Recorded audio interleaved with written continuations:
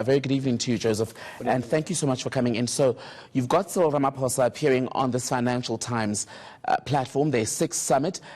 Do such appearances and speeches there actually yield any real benefit for the countries of the leaders who appear?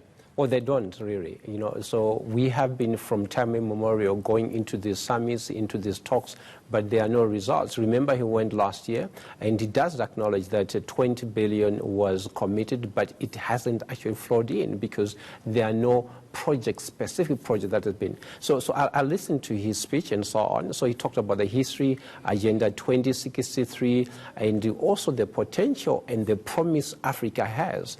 But I think until we really go into specifics, like now he's doing to talk about SAA, which is really part of Minister Tito Mbowe's plan, that some of them that are not critical to our economic growth, possibly look for equity partners or strategic partners to be able, to assist like South African Airways. But certainly, I think we need to do more than just talking and attending summits. So Ramaphosa spoke here about the fight against corruption. He told that gathering that under the 9 years of Zuma's administration, the former President Jacob Zuma, the country lost about, 500 billion rand, I think it was, in corruption. He's spoken about the need for economic reform, trimming the unnecessary fat, as a bill to try and bring back investors. None of this messaging is new since Cyril Ramaphosa became president.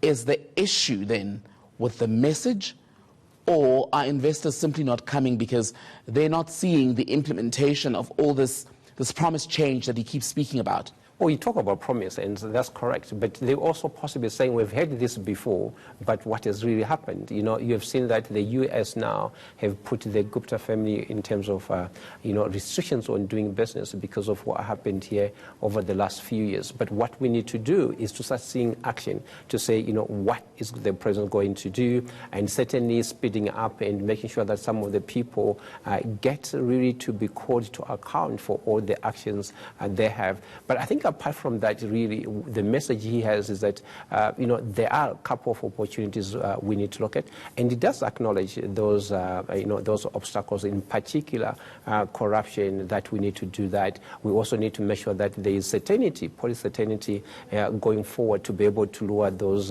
investors into Africa. He talks about the potential of high returns. But, investors certainly, the higher the returns, the higher the risk, but they require that certainty.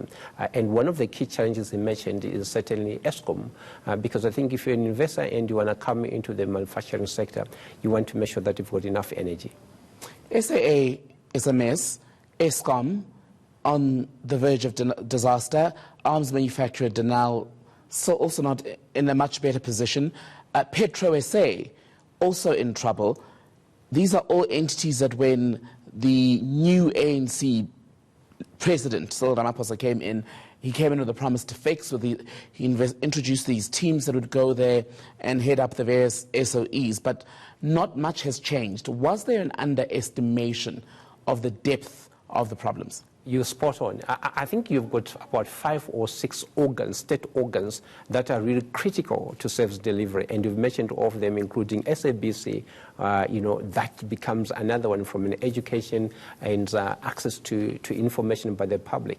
But I believe, and I do agree, that there was a massive underestimation of the work that needs to be done. And given the fact that, we had 8 motions of no confidence on President Zuma, and the fact that, he survived all those things shows that there's a system possibly that was quite strong to undo, and hence, he's got a mammoth task to be able to undo that. And sometimes, when presidents come into office, they really underestimate the turning around of a country. A country is like a company. Look at how tough it is for EOH to just turn around EOH and a couple of our struggling companies in South Africa.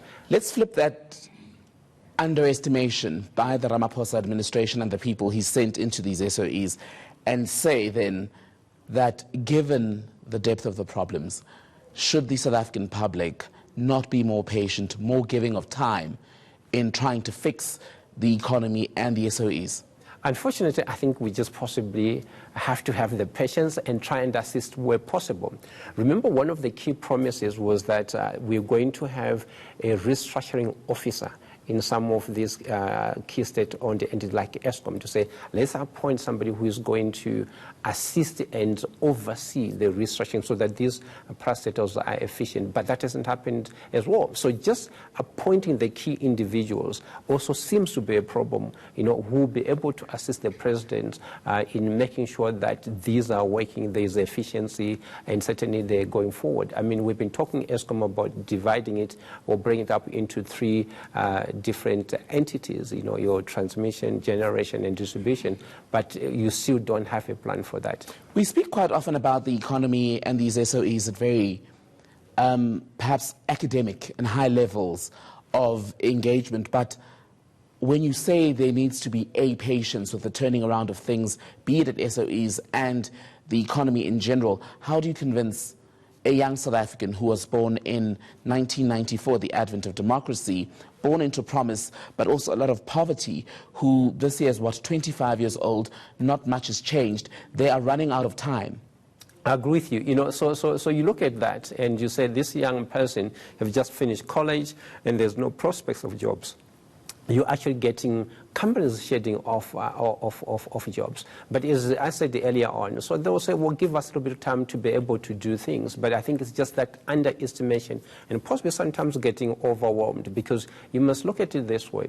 If we cannot just find a replacement for Eskom where the average tenure of a CEO possibly does not exceed 2 years in the last few years, they say for 6 months, whether in acting capacity or full-time, that does not instill confidence. So I think for me, the key issue to say, let's fix Eskom and let's work it as an urgent matter in terms of the restructuring and appointing new people, not recycling, people who've been there before, so that at least there's a clear direction, and certainly give not just hope, because hope is not a strategy, but be able to say to the young people and to the South Africa in general, we are working on it, and here are the clear steps, and this is what we've done. In less than a minute, Joseph Busha, where are the silver linings?